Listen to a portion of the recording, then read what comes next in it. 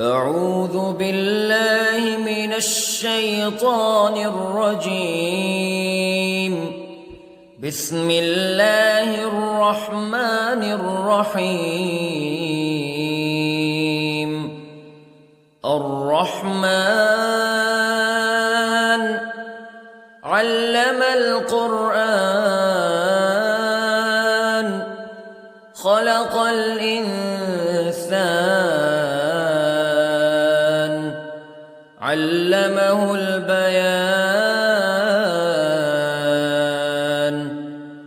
الشمس والقمر بحسبان والنجم والشجر يسجدان والسماء رفعها ووضع الميزان ألا تطغوا في الميزان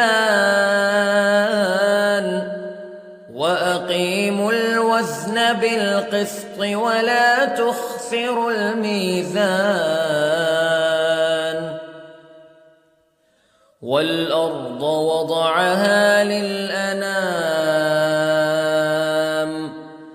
فيها فاكهة والنخل ذات الأكمام والحب ذو العصف والريحان فبأي آلاء ربكما تكذبان. خلق الإنسان من صلصال كالفخار وخلق الجان من مارج من نار فبأي آلاء ربكما تكذبان.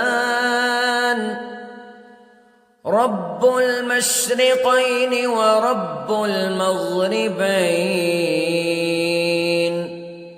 فبأي آلاء ربكما تكذبان. مرج البحرين يلتقيان بينهما برزخ لا يبغيان فبأي آلاء ربكما تكذبان. يخرج منهما اللؤلؤ والمرجان فبأي آلاء ربكما تكذبان. وله الجوار المنشآت في البحر كالأعلام فبأي آلاء ربكما تكذبان. كل من عليها فان ويبقى وجه ربك ذو الجلال والإكرام فبأي آلاء ربكما تكذبان. يسأله من في السماوات والأرض كل يوم هو في شأن فبأي آلاء ربكما تكذبان. سنفرغ لكم أيها الثقلان فبأي آلاء ربكما تكذبان.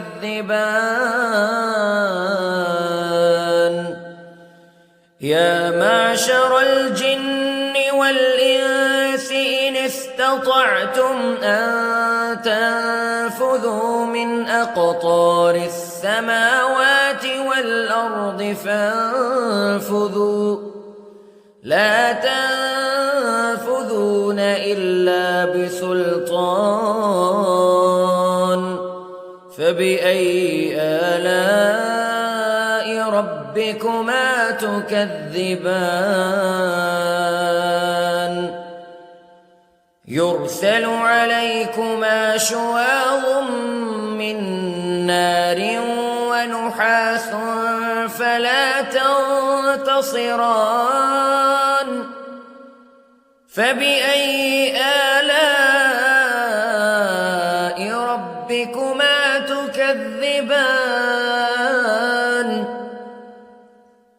فإذا انشقت السماء فكانت وردة كالدهان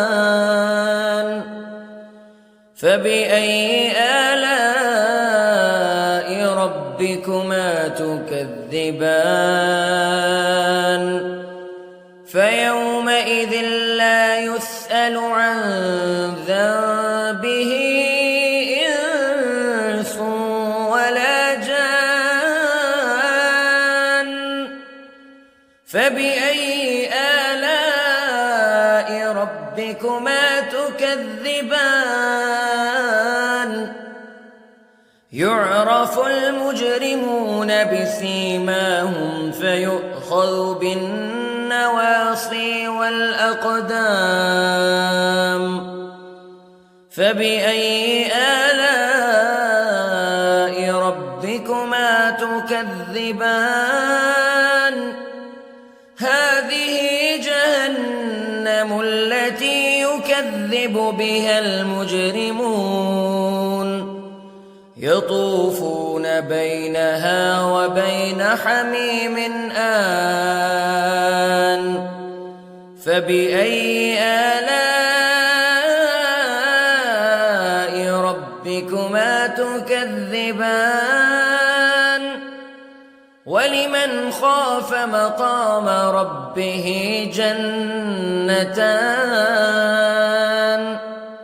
فبأي آلاء ربكما تكذبان ذواتا أفنان فبأي آلاء ربكما تكذبان فيهما عينان تجريان فبأي آلاء ربكما تكذبان فيهما من كل فاكهة زوجان فبأي آلاء ربكما تكذبان متكئين على فرش بطائنها من استبرق وجنى الجنتين دان فبأي آلاء ربكما تكذبان فيهن قاصرات الطرف لم يطمثهن إنس قبلهم ولا جان فبأي آلاء ربكما تكذبان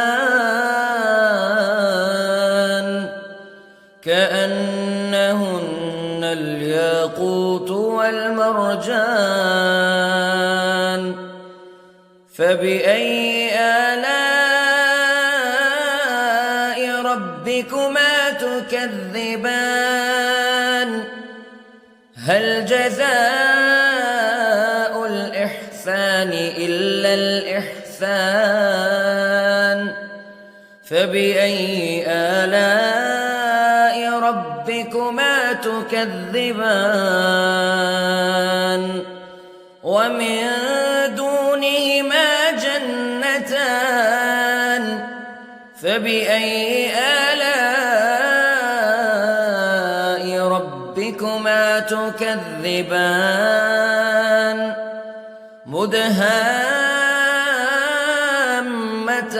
مدهامتان فبأي آلاء ربكما تكذبان فيهما عينان نضاختان